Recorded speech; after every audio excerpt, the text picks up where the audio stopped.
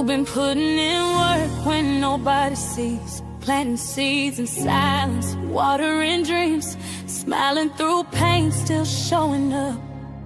Even when life keep calling your bluff, they don't know what it costs you to stay in the race.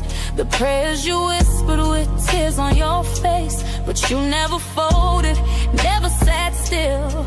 That kind of faith gon' break through for real. Your time coming, I feel it in the wind. All that grind, all that pain, about to turn to winds. Every no you heard, God gon' flip to yes. Every closed door was just a divine test. So keep going hard, don't slow down, yeah. You ain't worked this long just to have regrets. You about to rise like you always knew. Your time coming, it's overdue.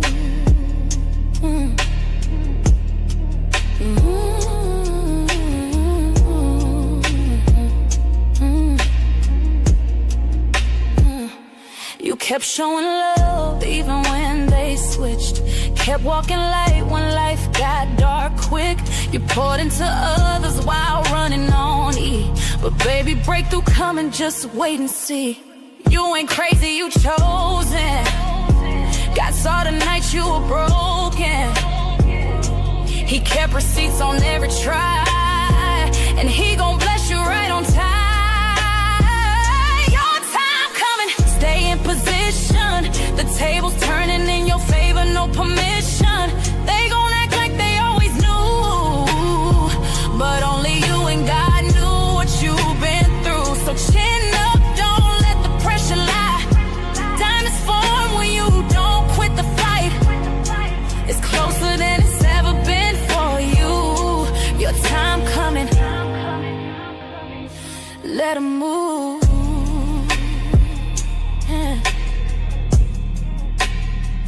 You ain't invisible, you just being built.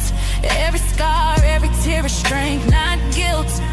It's your season to shine, your name in lights. You paid your dues, now claim your rights. Your time coming, believe that truth.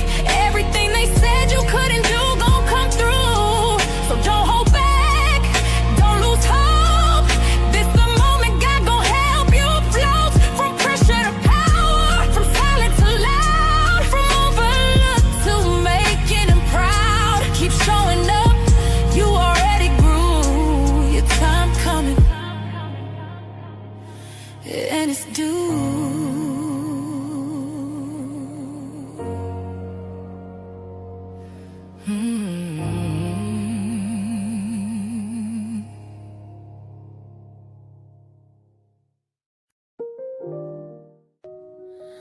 I've been fighting battles nobody ever knew. Crying in the midnight, asking God what I should do. My heart was heavy, and I could barely lift my head. But even when I felt alone, His mercy never left. People that I trusted walked away without a sound. I had to lean on God just to stay on solid ground. I thought the pain would break me, thought I'd fall and disappear. But in the darkest place, He pulled me close and wiped my fear. I was hurting and shaking, but His grace kept me from breaking. Every scar became a story of the way He fought for me. I survived what was meant to break me. Every weapon that was formed couldn't take me. I'm still standing even when the hurt tried to change me. He stepped in every time the darkness chased me. I walked through the fire and came out shining. Storms tried to drown me, but I kept rising. I survived what was meant to break me. I carried wounds I never told a soul about. Smiled through the pain while my faith worked it out. I love people who left me empty and confused. The ones I prayed for were the first to watch me lose.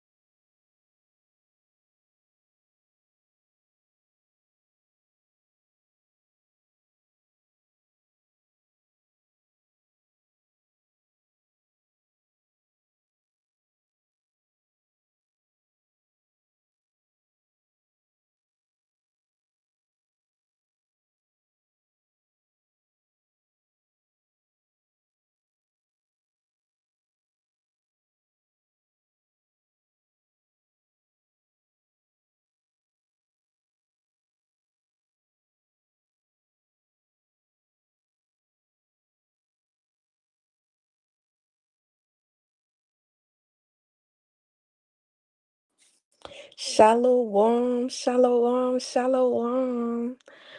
Hope everybody had a great and productive day. Here I go with another lesson. Let's talk about it. I hope y'all can hear me real well. Salakia, I am late. I usually go at 8. Got caught up with some things, but all praises, we are here. Shalom, shalom. So God. All right, so today, as we continue in our Woman of the Bible series, we're going to talk about Hannah, right? And, prayer that births the promise, right? And that's what kind of reminded me of Hannah, right? Because she prayed and prayed and prayed and prayed and prayed, right? And sometimes that's all we need, just to pray, right? So, let's go on to the next slide. All right, so, Slakia. Okay, so what you pour out before the Most High, He has the power to pull back into your life, right? So what you're pouring into the Most High, like pour out, and expressing to Him how you feeling, and everything like that. He has the power to pour back into your life what you need, right? I said what you need, not what you want, but what you need, right? And your deepest pain can become your greatest place of prayer, right? The deepest pain that you feel, let me go back because I don't want to, do too much, right? So the deepest place come the greatest place. I'm sorry, it's lucky, y'all. Okay, so the deepest pain can become the greatest place of prayer, right? So how you feeling, and what had you in that rough spot is the most greatest place of what you can pray on, right? And what you had that connection with the Most High on, right? So this lesson is for sisters who have cried silently, who prayed privately and wondered if the Most High still see you. Does the Most High still hear you? Right? So let's get into Hannah, right? Who was Hannah? Right? Hannah was a faithful woman, a wife of Elkanah. Slacky, I know I'm not good with the names. I say that in every video. So Salakia, if I say the name incorrectly, right? And later the mother of the prophet Samuel, right? So she was loved by her husband, right? She was devoted to worship, and she was spiritually sensitive, right? So those are just a couple attributes of Hannah, right? So, but yet she carried deep sorrow, right? Even though she was loved, right? Even though she devoted to worship and had spiritual sensitivity, she still carried deep sorrow, right? Which a lot of us do. A lot of us still carry deep sorrow, right? So let's go on to the next slide, right? You can be loved, but still be hurting. And that's a fact, right? You can be loved, but still be hurting, right? So Leah teaches us praise in pain, right? That's what we talked about last week. Leah, right? But Hannah teaches us prayer in pain, right? Because she taught praise, and we talk about prayer in pain, right? And when praise and prayer meet together, right, promises are born. That's the key. Praise in prayer, right? So Hannah teaches us that when pain is poured out instead of bottled up, right? It becomes a doorway to the breakthrough, right? Because it allows the Most High to do what he needs to do, right? So scripture that I have is 1 Samuel 1 and 5, 1 Sam 1 and 5, 1 Sam 1 and 5. And it reads, "But unto Hannah he gave a worthy portion, for he loved Hannah, but the Lord had shut up her womb." Right? So, again, she was loved, but she was barren, right? Because her womb was shut up, right? She was barren. She couldn't bear a child at the time, right? Closed doesn't mean cursed, right? As we established again last week, right? Just because her womb was closed, it did not mean that it was cursed and it could not produce what it needed to produce, right? It just wasn't the right time, right? She was faithful, but she was very frustrated, right? And we talked a little bit about that last week as well, right? She was devoted, but she was disappointed as well, right? So hardship doesn't mean the Most High. I felt slocky. I think that's another slide. Come on, work with me. Okay, yes, got right. So hardship doesn't mean the Most High is absent from your life, right? Slocky. Sometimes the place the Most High is most present is the place that feels the most restricted. Is the place that you feel like he is far away. That's where the Most High is actually really close to you, right?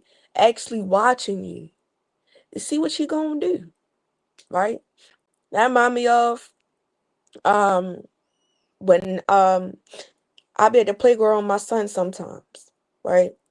And he'll go up the slide, try to come down, and sometimes I'll hide, right? Just hide, just to see what he would do in, that time, right? If he got lost or what would happen, right? I'll hide. And, he'll try to come look for me. Or sometimes, the first couple times that I did it, he cried, "Mommy, mommy, mommy," right? He cried. And then the other times, I guess he realized that's what I was doing. And then he started trying to find me, right? That's a word right there, right? Just through the child, right? He cried, and then he tried to find me. Come on now, right? Same thing with the Most High, right? He may cry out, but then it's time to go find him, right? Seek out the Most High. Listen to what he's trying to say or what he's trying to show you, right? It does not mean that he's not there, right? Same way it didn't mean that I wasn't there when I was watching my son, right? Trying to see what he was going to do, how he was going to react, how he was going to respond, right? All right, so the next precept is Isaiah 66 and 9. Isaiah 66 and 9. Isaiah 66 and 9. And it reads, "Shall I bring to the birth and not cause to bring forth, says the Lord? Should I cause to bring forth and shut the womb, says thy Yahweh," right? So the Most High does not start what he does not intend to finish, right? He's not a God that's going to start something and don't finish it, right? He gonna make sure that he finishes exactly what he say he gonna do, right? So we gotta always keep that in mind. It's gonna be an ending, just like it was a beginning. Like in the words of Yahweh, I am the beginning and the end. Okay? So it's a beginning and it's an end. We gotta remember that, right? So he gonna finish what he started, right? The next is the attack target her womb. Right? So scripture I have is 1 Samuel 1 and 6 in the ESV. 1 Samuel 1 and 6. 1 Samuel 1 and 6. We're going to be in Samuel a lot, y'all, because that's where they talk about Hannah. Right? So again, 1 Samuel 1 and 6. And I'm going to read this in the ESV. And it reads, and her rival used to provoke her grievously to irritate her because the Lord has closed her womb. Right? So is Peninnah, and I believe that's a sister wife, if I'm not mistaken, right? Didn't provoke her marriage, but she provoked her barrenness, right? Not being able to bear, right? Why? Because the enemy, right, or the person that is the spirit that is trying to bring you down, always attacks places that's connected to your path, right? Connected to what you need to do to be labeled as righteous, as right, right? The enemy or that spirit doesn't fight what is empty, what doesn't see no light in it, right? It's gonna fight what is considered dangerous, which is the light, right? The dark, not so dangerous, right, to them. But the light is what's intimidating to them. And that's what's causing making them feel intimidated, making them feel danger, right? So we gotta always keep that in mind. The next precept is 1 Peter 5 and 8. 1 Peter 5 and 8. 1 Peter 5 and 8. And then I'm going to read this in ESV. And it reads, be sober-minded. Be watchful. Your adversary, the devil, prowls around like a roaring lion, seeking someone to devour. Right? And that's a fact. That's a fact. Right? So the adversary always going to be walking about. Right? Always going to find the right time to snatch you up, devour you instantly. At the one given time, you give it enough time to do so, right? So we can't allow that, right? We can't allow it to fall into temptation. So on to the next. Worship while wounded. Worship while wounded, right? She kept showing up. That's one thing about Hannah. She kept showing up, right? So the precept I have is 1 Samuel 1 and 7. 1 Samuel 1 and 7. 1 Samuel 1 and 7. And it reads, so it went up on year by year, as often as she went up to the house of the Lord Yahweh, and she used to provoke her. Therefore Hannah wept and would not eat. Right? Talking about what's her name again? Peninnah, or whatever how you say her name, right? And she kept provoking her, right? So Hannah was crying, but she still climbed. She was broken, but she still climbed to go up to the Most High's house, right? To the house of the Lord, right? And she still worshipped, right? Even while she was wounded, even when she was in pain, broken down, right? Don't allow pain to make you absent from the Most High, right?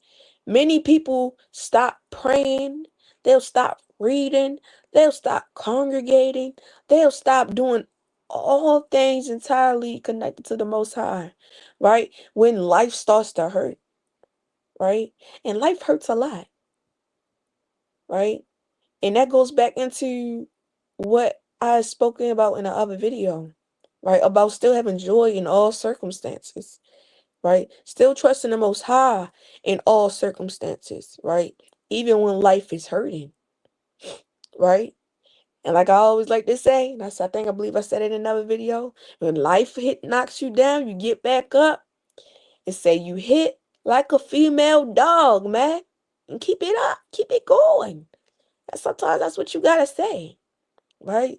To keep enduring, right? To keep having that strength, right? So Hannah ran towards him while she was hurting, not ran away. She ran towards the Most High, right? So misunderstood women pray deep prayers, right?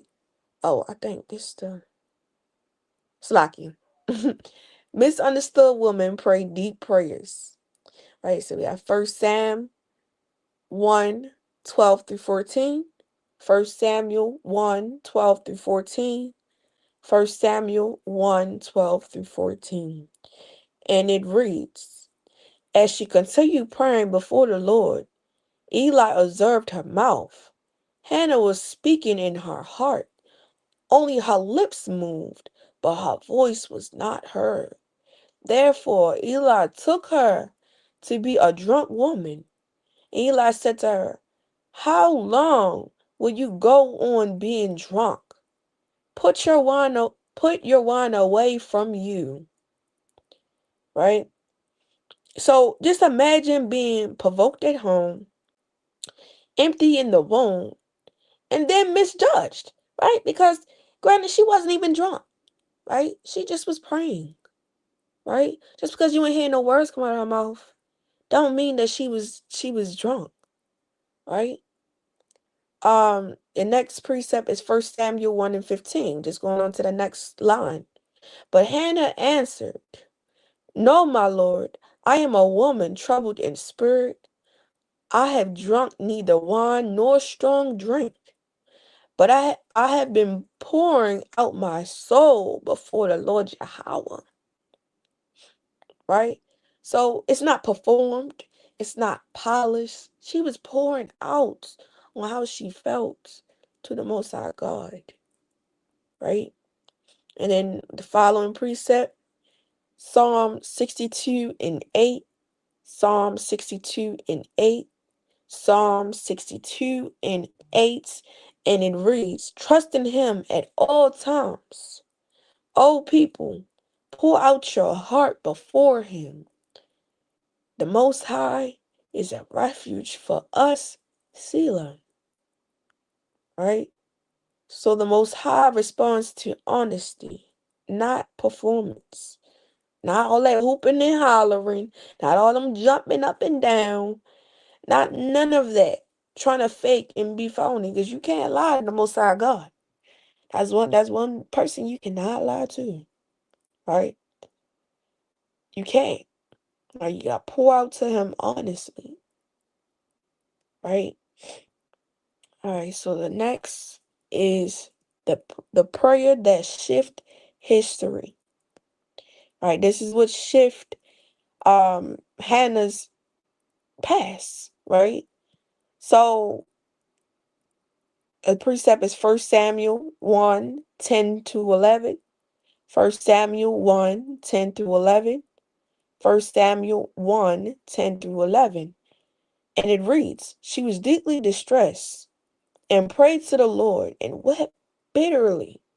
And she vowed a vow and said, O Lord of hosts, if you will indeed look on the affliction of your servant and remember me and not forget your servant, but will give to your servant a son, then I will give him to the Lord all the days of his life, and no razor shall touch his head. Right? So most pray for relief, but Hannah prayed with release. Right? She prayed with release of distress, right? And the heavy heart, the bitterness, all of that, right? So don't pray for what you're not willing to release, right? Don't pray for what you're not willing to release, right? Or what you're not willing to sacrifice. Simple, right? So next is peace is the first miracle, right? Peace is the first miracle. Before the promise comes the shift, right? So the precept is 1 Samuel 1 and 18, 1 Samuel 1 and 18, 1 Samuel 1 and 18, and it reads, "And she said, Let your servant find favor in your eyes. Then the woman went her way and ate, and her face was no longer sad." All praises, right? So she wasn't pregnant yet, right? So she wasn't burned at the time yet. The circumstances wasn't unchanged. It did not change. But her spirit was settled. She was now content with the situation that she had. Yes.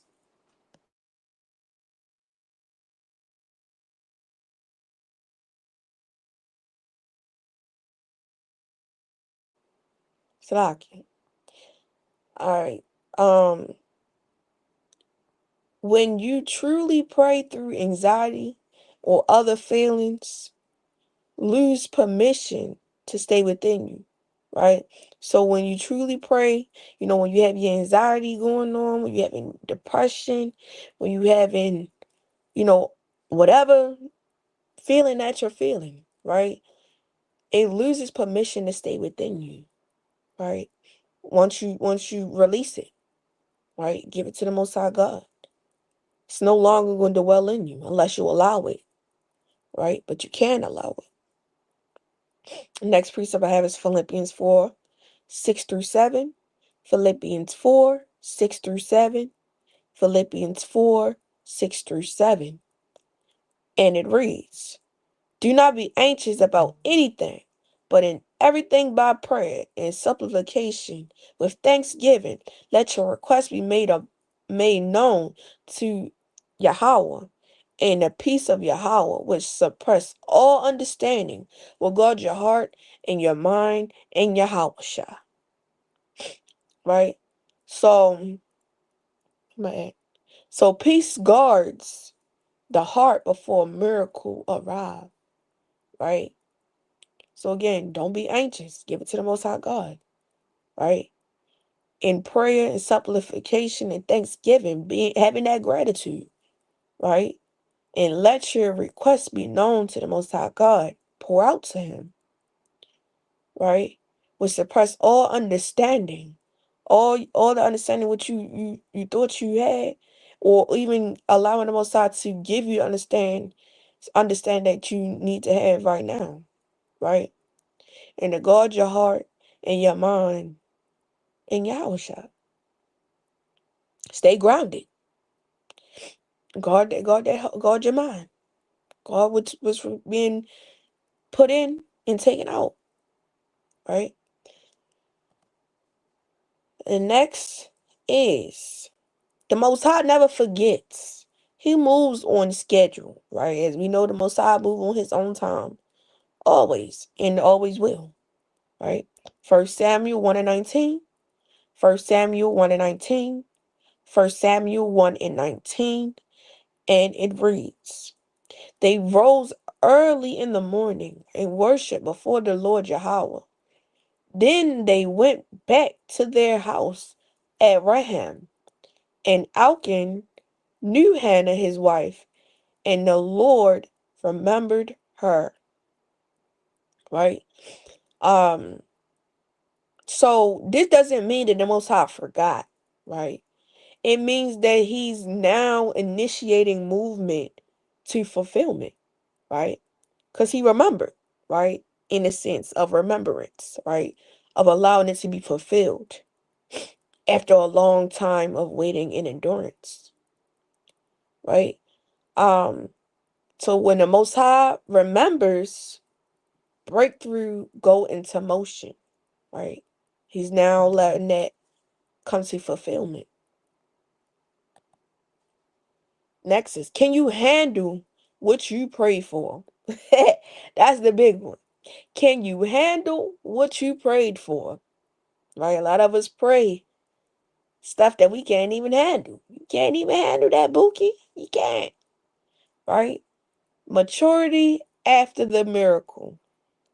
right? So we have 1 Sam 1, 27-28, 1 Sam 1, 27-28, 1 Sam 1, 27-28, and it reads, "For this child I prayed, and the Lord has granted me my petition that I made to him. Therefore I have lent him to the Lord. As long as he lives, he is lent to the Lord." Right? So Hannah kept her vow. Right? She ain't fold. She did exactly what she told the Most High she would do. Right? She didn't cling to the promise. She consecrated it. She consecrated the promise. Right? Stewardship proves maturity. Right? And many want miracles, but few can actually manage them and actually fulfill them. Right? And actually concrete them. Right? Because again, can you handle what you prayed for? Because a lot of us pray for stuff that is too premature, that you can't even handle it. Right? Like I always like to try to say when I speak about this topic, that's just like your child asking you for a car. You can't handle that. Right? Or we say, I want to be a manager, make more money. More money, more problems, more responsibility in the job industry. Right? Can you handle that? Can you handle with dealing those type of things? As a manager, from experience, dealing with different personalities, right? Dealing with, hearing everybody's problems as they making it, I'm not gonna say excuses, but telling you why they can't come to work or telling you why they can't fulfill that task, right? Can you manage that? Right? People pray for children. Well, can you manage getting up in the middle of the night? Right? Can you manage with having to put your child first sometimes over, a new pair of shoes that you may need, but your child need Pampers? Are you mature enough for that? Can you manage that? Can you handle that? Right? So again, can you manage what you prayed for? We gotta always keep that in mind.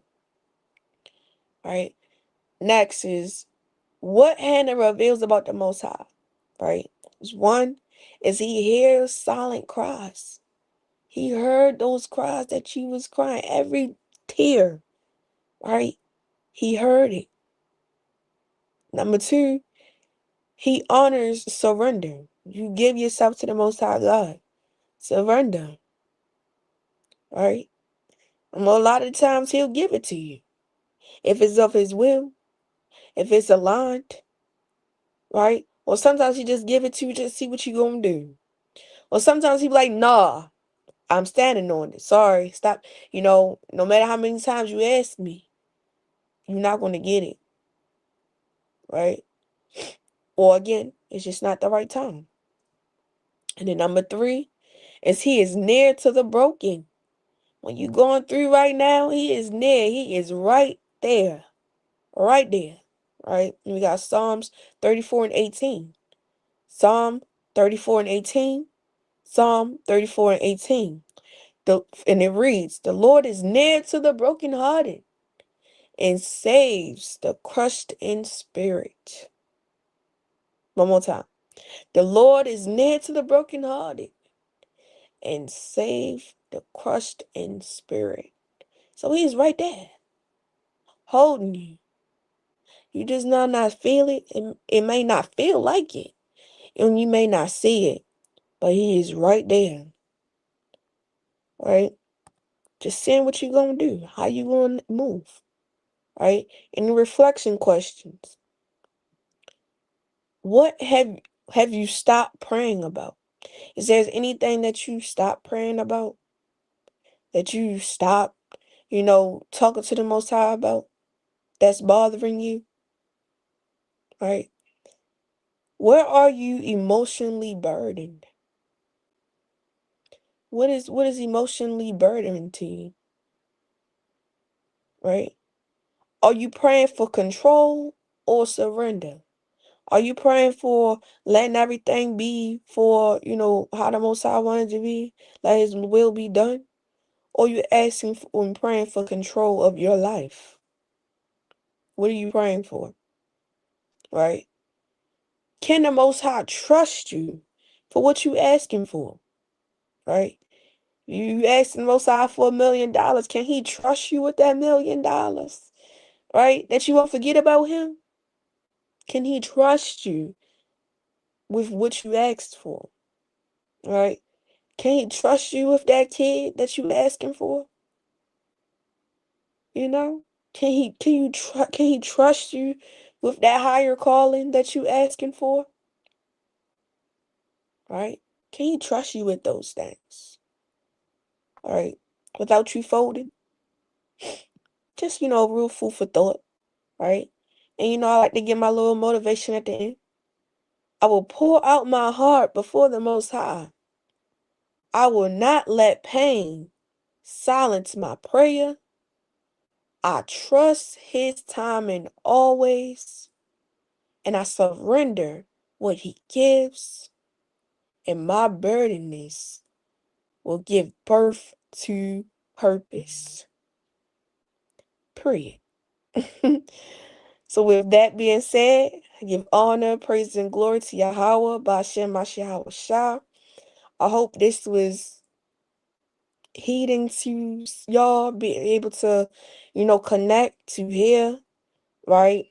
If you have ears to hear, and eyes to see, be able to see what I'm saying, and able to hear what I'm saying, then all praises to you, because I know it was speaking to me. I needed to hear this, right? Even for myself, right? Even as I was reading, even as I was putting this together, I needed this, right?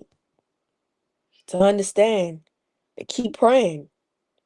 Pray through all situations, right? Even if it may sound like the Most High ain't hearing you, keep praying. Keep talking, right? The worst that you can do is to stop talking, right? So, Khan, I love y'all. Hope y'all have a great day. Shabbat Shalom to the Lunar Sabbath keepers. Period.